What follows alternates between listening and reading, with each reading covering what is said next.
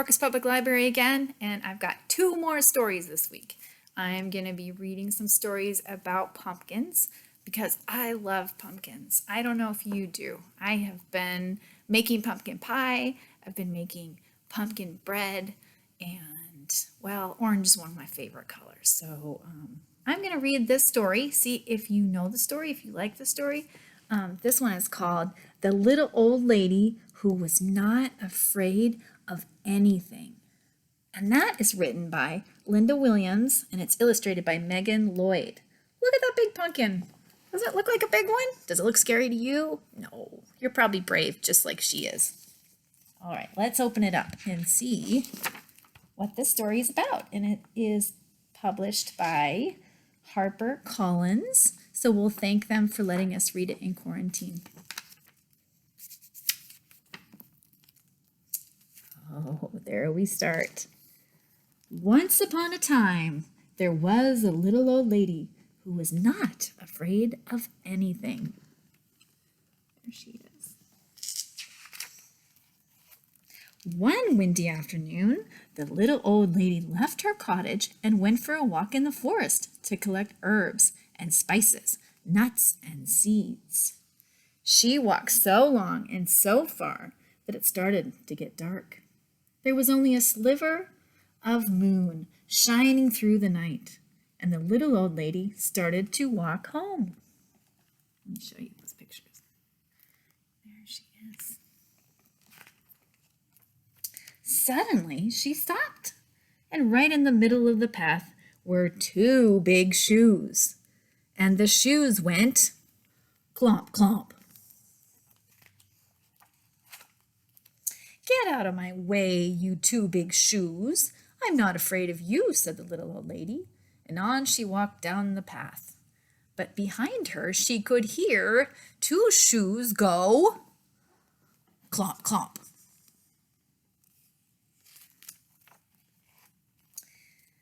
A little farther on, the little old lady stumbled into a pair of pants, and the pants went wiggle, wiggle. Get out of my way, you pair of pants. I'm not afraid of you, said the little old lady, and she walked on. But behind her she could hear 2 shoes go clomp, clomp, and 1 pair of pants go wiggle, wiggle, and farther still the little old lady bumped into a shirt, and the shirt went shake, shake. Get out of my way, you silly shirt. I'm not afraid of you, said the little old lady, and on she walked a little bit faster. But behind her, she could hear 2 shoes go clomp, clomp. 1 pair of pants go wiggle, wiggle, and 1 shirt go shake, shake. A little ways on, the little old lady came upon 2 white gloves and a tall black hat.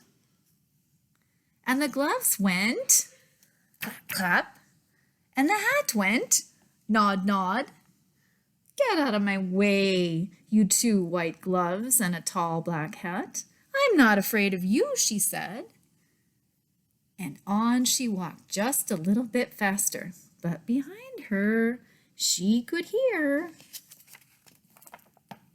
2 shoes go clomp, clomp. 1 pair of pants go wiggle, wiggle. 1 shirt go shake, shake. Yep. 2 gloves go clap, clap. Yes. And 1 hat go nod, nod. But now the little old lady was walking at quite a fast pace.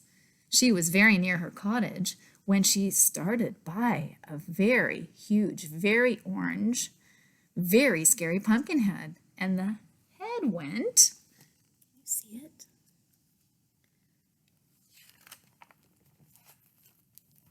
Boo! And this time, little old lady did not stop to talk. She did not stop at all. She ran, but behind her she could hear 2 shoes go clomp, clomp, 1 pair of pants go wiggle, wiggle, 1 shirt go shake, shake, 2 gloves go, clap, clap, and 1 hat go, nod, nod, and 1 scary pumpkin go, boo, boo. Yes, good job. The little old lady did not look back. She ran as fast as she could and didn't stop to catch her breath until she was safe inside her cottage with the door locked. She sat in her chair by the fire and she rocked and she rocked. And it was so quiet in her cottage before the knock, knock on the door. Should she answer it? Well, she was not afraid of anything. So she went to the door and opened it. And what do you think she saw? What do you think? Let's find out. 2 shoes go, clomp, and 1 pair of pants go, wiggle, wiggle, and 1 shirt go, shake, shake, and 2 gloves go, clap, clap, and 1 hat go, nod, nod, and 1 scary pumpkin go, boo, boo. You are right. I'm not afraid of you, said the little old lady bravely. What do you want anyway? We've come to scare you. You can't scare me, said the little old lady. Then what's to become of us? The pumpkinhead suddenly looked unhappy. Look at her. She doesn't look scared at all, does she? No. I have an idea, said the little old lady, and she whispered into the pumpkin's ear. And the pumpkinhead nodded, and its face seemed to brighten. The little old lady said good night, closed the door, and whistled on her way to bed. She is.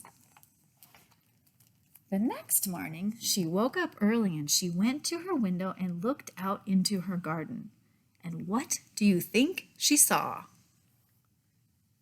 2 shoes go, clomp, 1 pair of pants go, wiggle, wiggle, 1 shirt go, shake, shake, and two gloves go, clap, clap, and 1 hat go, nod, nod, and 1 scary pumpkin head go, boo, boo. Yes, good job. And scare all the crows away. Look at them. Yeah. I don't know if you've ever made a scarecrow like that. That looks like a lot of fun to me, actually. I like that book. That's a good one. That's a good one.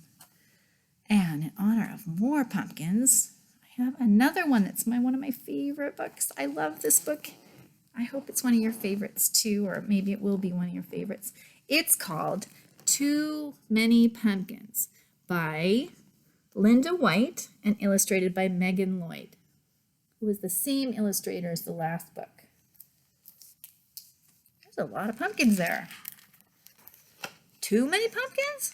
I don't know. Is there such a thing? There we go. And this one is published by Holiday House. And we thank them again for letting us read it in quarantine. And if you open this book, look at that. There are so many pumpkin things. Look at all those pumpkins. You see that? Okay. This one has a lot. It's a longer story. I hope you can appreciate this. Every year at springtime, Rebecca Estelle planted just enough seeds in her garden to grow vegetables for the long winter. She planted carrots and beans, tomatoes and peas, corn and rutabagas. She grew a little bit of everything except pumpkins. Rebecca Estelle hated pumpkins. And when she was a little girl, money had been scarce, and for an entire month, all there had been to eat were pumpkins. Baked pumpkins, steamed pumpkins, boiled pumpkins, stewed pumpkins, mashed pumpkins, rotten pumpkins. Breakfast pumpkins, lunch pumpkins, dinner pumpkins, enough pumpkins. And when things finally improved and there was more money to buy food, Rebecca Estelle decided she would never eat pumpkins again, or even look at one, not ever. And she didn't until one autumn day, long after Rebecca Estelle's hair had turned snowy white. She was raking the leaves that fell each fall from her black walnut tree, and her cat, Esmeralda, was scattering them just as quickly.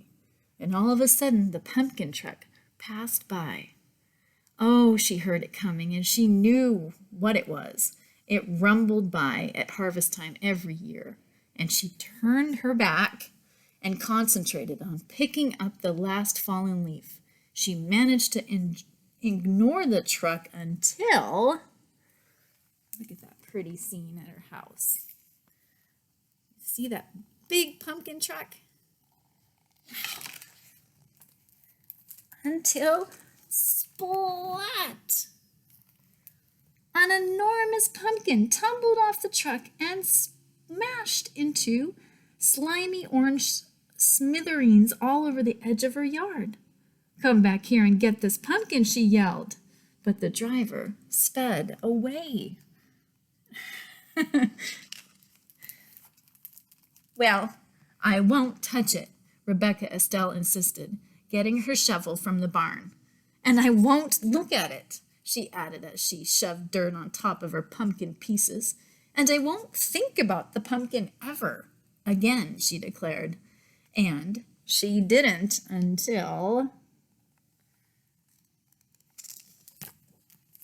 spring, when Rebecca Estelle was admiring the new sprouts in her garden. She noticed Esmeralda playing in some big green leaves growing at the edge of the yard. Can you see Esmeralda right there? "How curious," she said, going over to inspect them. "I didn't plant anything there." And then Rebecca Estelle remembered the pumpkin truck and the slimy pumpkin smithereens. "Pumpkins!" she cried in disgust. "Come out of there, Esmeralda. I will not water those plants. I will not tend them. I will ignore them and they will die." She picked up Esmeralda and stomped inside. But a week later, when Rebecca Estelle peered out her window, she saw that the vines had grown.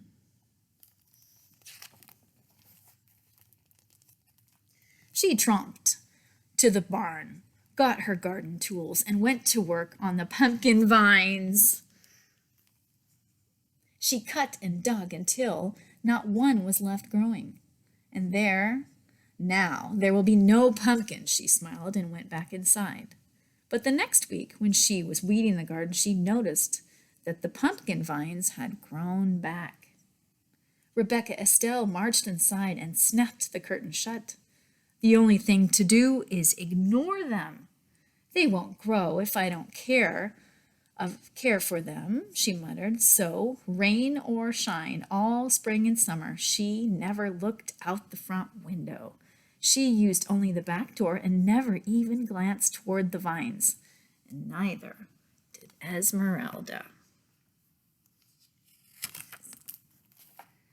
Rebecca Estelle ignored the vines so well that in time she forgot why she wasn't using the front door, until one autumn day when she and Esmeralda went to rake the leaves that fell each fall from the black walnut tree in front of the house.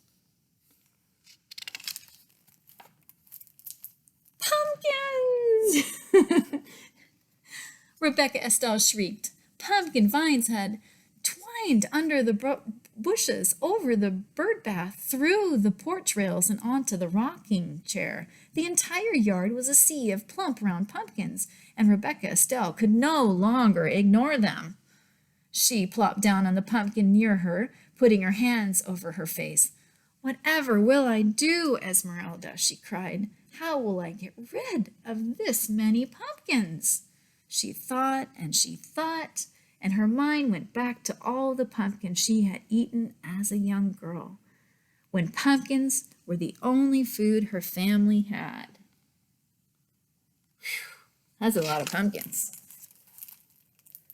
"Well, we can't let them stay here," she told Esmeralda. "Some people might need these pumpkins, and I suppose there are folks crazy enough to like them. We'll give them away." She marched off to her wheelbarrow. Rebecca Estelle struggled to lift the first pumpkin, and then the second and the third, and she huffed and she puffed as she wheeled the loaded wheelbarrow into the lane. "I'm too tired to deliver these heavy pumpkins now," Rebecca Estelle grumbled, and she mopped her brow with her apron and wondered what to do next. Perhaps I'll make them into pies. They'll be easy to deliver. Such a nuisance. Look at that. Strong. Look at all those pumpkins. Looks like Esmeralda's not helping too much, is she? So she went to work. She scooped the slimy seeds out of the pumpkins and cut away the shells. And after she boiled the pumpkin meat, she mixed it with eggs, milk, sugar, flour, cinnamon, nutmeg, and cloves to make rich pies. And then Rebecca Estelle made pumpkin tarts, pumpkin muffins, pumpkin cakes, pumpkin bread, pumpkin pudding, pumpkin cookies.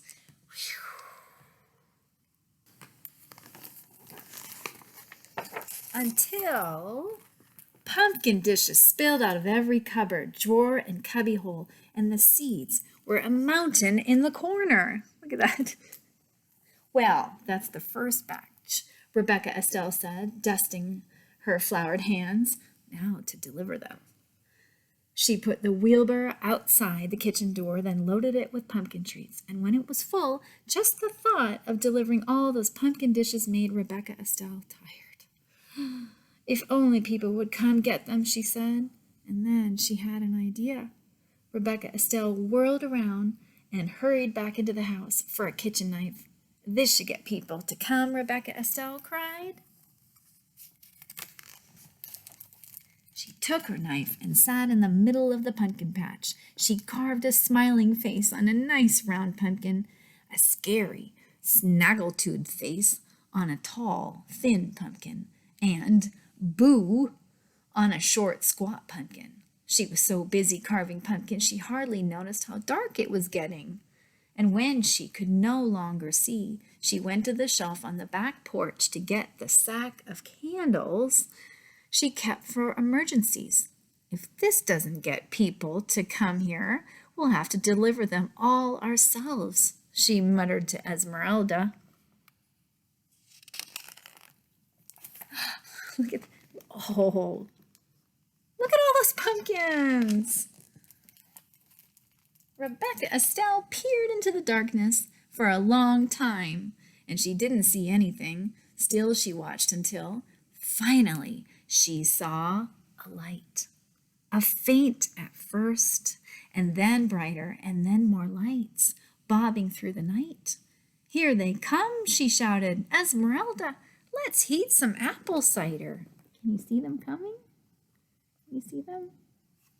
Right there. Yes.